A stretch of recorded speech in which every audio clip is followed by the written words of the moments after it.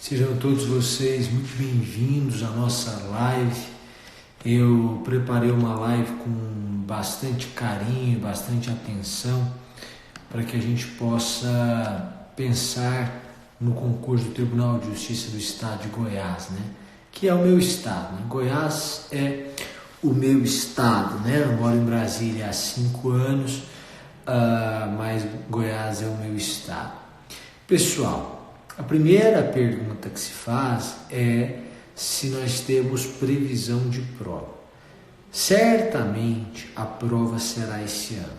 Hoje eu conversava com uma pessoa de Goiânia que me disse que acredita que a prova será, que o edital será publicado em abril e, portanto, a prova será 2 ou 3 meses depois do edital.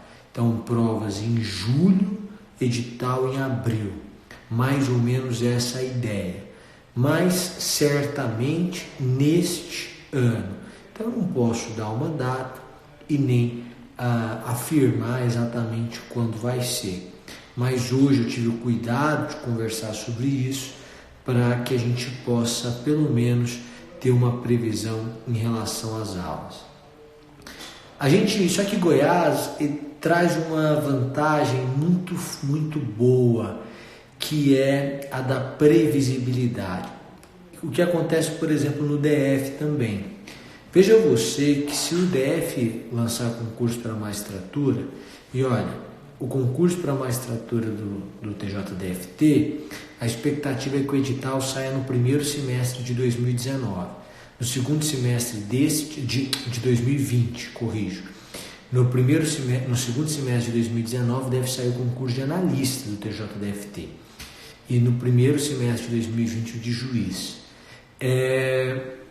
O que acontece é que em Goiás e no DF nós temos a mesma coisa.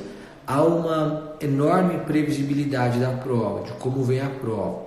Por exemplo, aqui no TJDFT, a gente já acredita que a prova vai ser feita pelo SESP, pelo SEBRASP. Em Goiás, a gente já sabe que a prova deve ser feita pela Fundação Carlos Chagas. E você vai me perguntar por que pela Fundação Carlos Chagas, e eu te direi que as últimas 4 provas, repito, 4 provas do TJ de Goiás para magistratura foram feitas pela Fundação Carlos Chagas. Pessoal, ao final eu posso responder perguntas ou então é só me mandar um e-mail. Eu vou tentar não ficar lendo, por um simples motivo. É porque por vezes quando a gente começa a ler e responder perguntas, além do raciocínio ficar quebrado, e não é esse o maior problema, as pessoas ficam preocupadas porque estão assistindo e aí elas ficam às vezes até aborrecidas, da interrupção o tempo inteiro, que a gente acaba provocando, quem está conduzindo a live. Então, assim, pode me mandar e-mail, eu respondo todos os e-mails, todos, sem exceção. Então podem me mandar, para mim inclusive é uma honra essa credibilidade, essa confiança que vocês têm na minha pessoa. Mas eu afirmo a você que os últimos 4 concursos do Tribunal de Justiça de Goiás foram feitos para magistratura pela Fundação Carlos Chagas. E por que 4? Nós temos o concurso de 2009 feito pela Fundação Carlos Chagas, o de 2012 feito pela Fundação Carlos Chagas. A primeira prova de 2012 foi anulada, então foi feita uma segunda prova em 2012, que também foi feita pela Carlos Chagas. E em 2015, a prova de juiz substituto do TJ Goiás também foi feita pela Fundação Carlos Chagas. Então existe essa parceria do tribunal com a Fundação Carlos Chagas. A contratação, via de regra, se dá por meio de dispensa de licitação.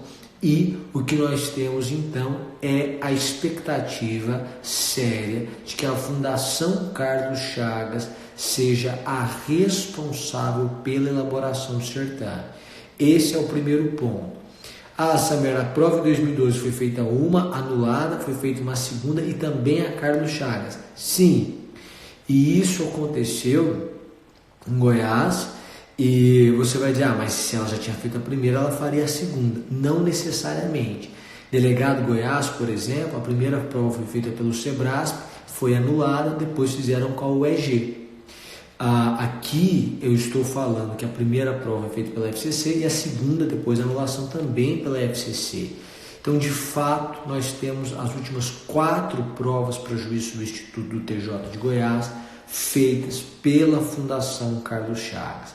Isso nos permite uma enorme previsibilidade da forma de cobrança, de como será distribuída a prova, dos blocos que virão na prova. Podem acontecer mudanças. Isso, por exemplo, a gente verificou no TJ do Paraná.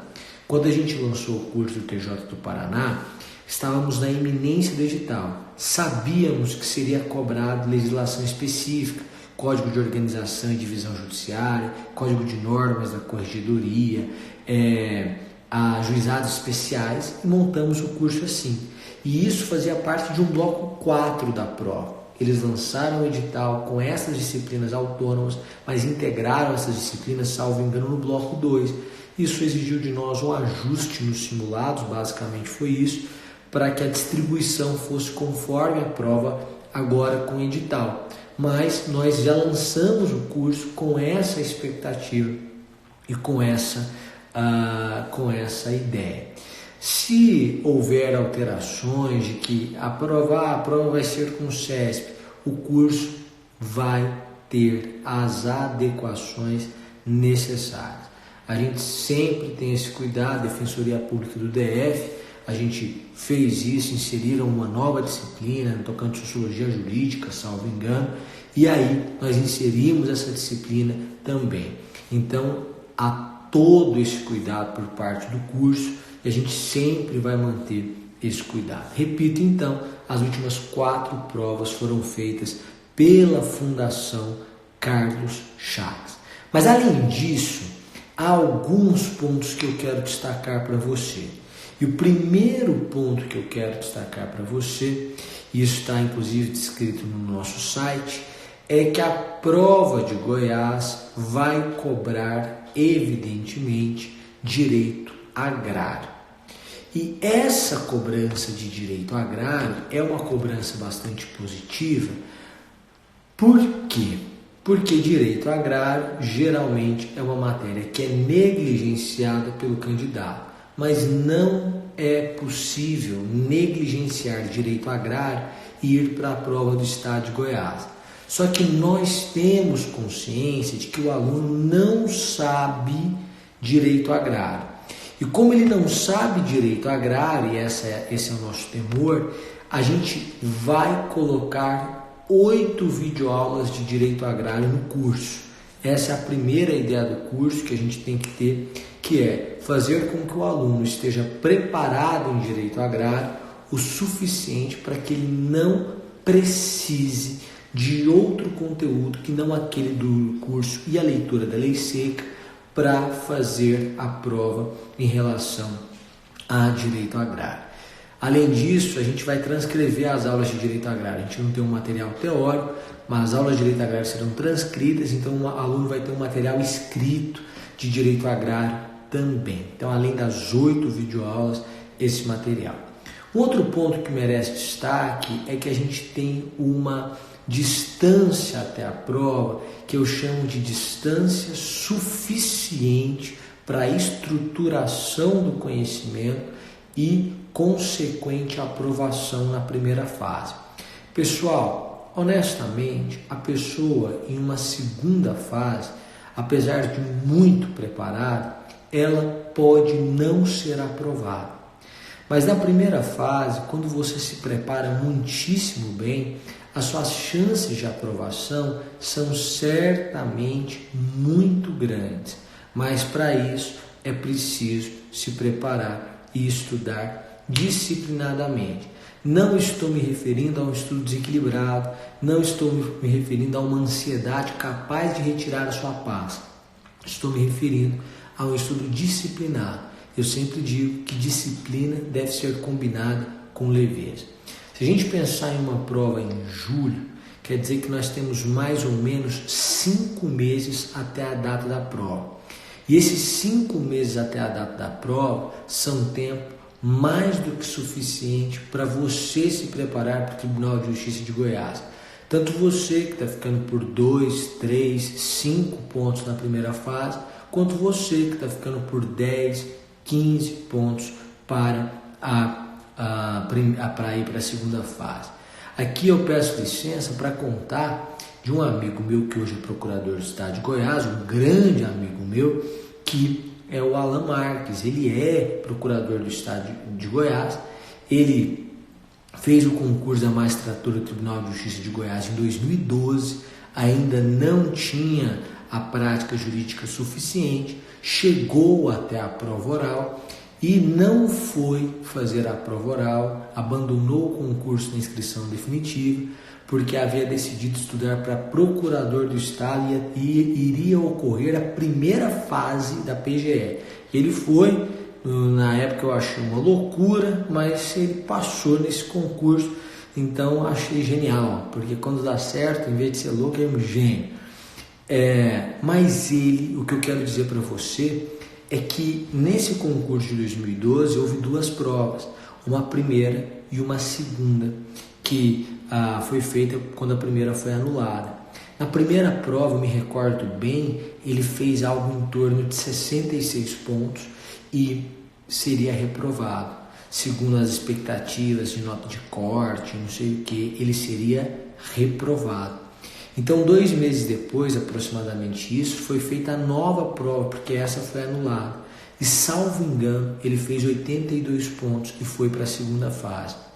Em 2 meses, ele saiu de 66 para 82. Eu estou dizendo o nome, e você pode, inclusive, pesquisar o nome. E você encontrará essa variação que eu estou dizendo, pode ser 66, pode ser 67, 68, eu não sei. Pode ser que nem tenha o resultado daquela primeira porque houve anulação, mas depois ele passou na segunda e chegou até a prova oral. Na verdade, ele não foi fazer a inscrição definitiva, então você vai encontrá-lo como aprovado. Em 2 meses houve essa mudança.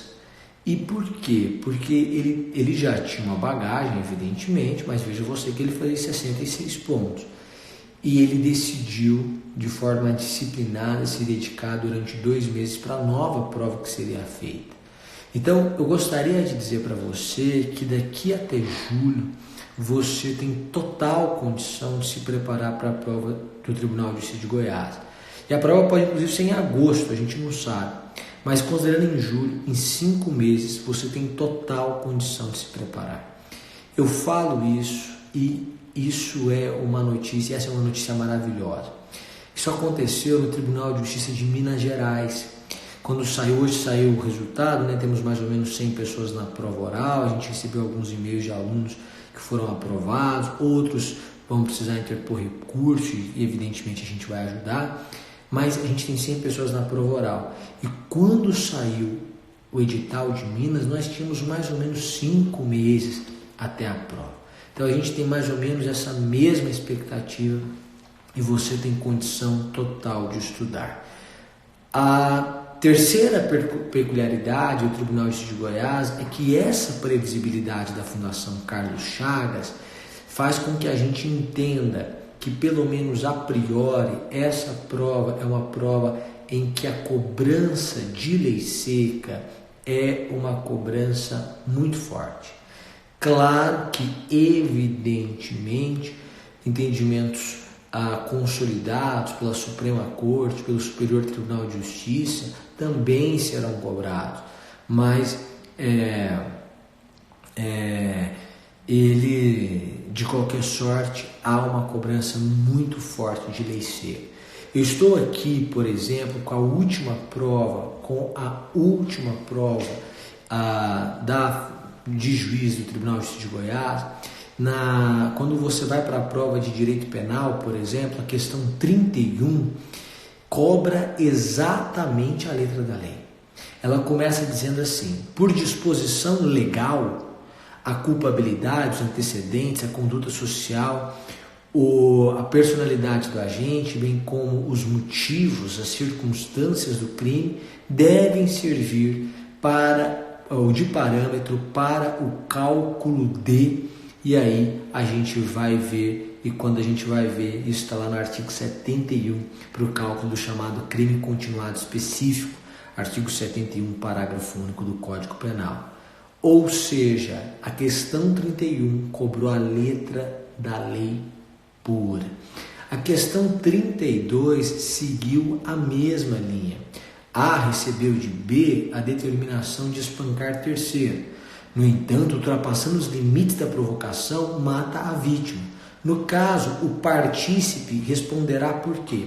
Antes de eu ver aqui, você vai dizer, não, Sandro, a questão 32 cobrou um exemplo em que A recebe uma determinação de B e vai lá e pratica um crime. A determinação de B era para ele bater em uma pessoa, lesão corporal.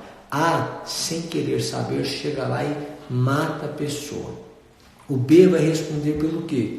Por lesão corporal. Por quê? Porque houve aqui o que o Código Penal chama de participação dolosamente distinta. Quando o sujeito quis participar de infração penal menos grave, ser-lhe-á imposta a pena desta. Agora, se o resultado mais grave era previsível, essa pena pode ser aumentada até a metade. Isso é letra de lei. Então veja você que a gente terá uma prova aqui marcadamente de lei seca. A priori essa é a ideia. Se houver alteração, nós também vamos alterar e adaptar o curso. Pessoal, o que a gente está dizendo aqui é um fato e que nós podemos inclusive trazer um exemplo.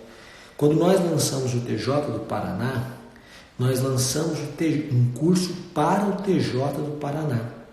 Ao longo do curso, começou a surgir um burburinho de que seria lançado o Tribunal de Justiça de Santa Catarina e que também a prova seria feita pelo CESP. O que nós dissemos aos alunos? Nós vamos expandir o curso do TJ do Paraná para que ele possa abarcar também o TJ de Santa Catarina.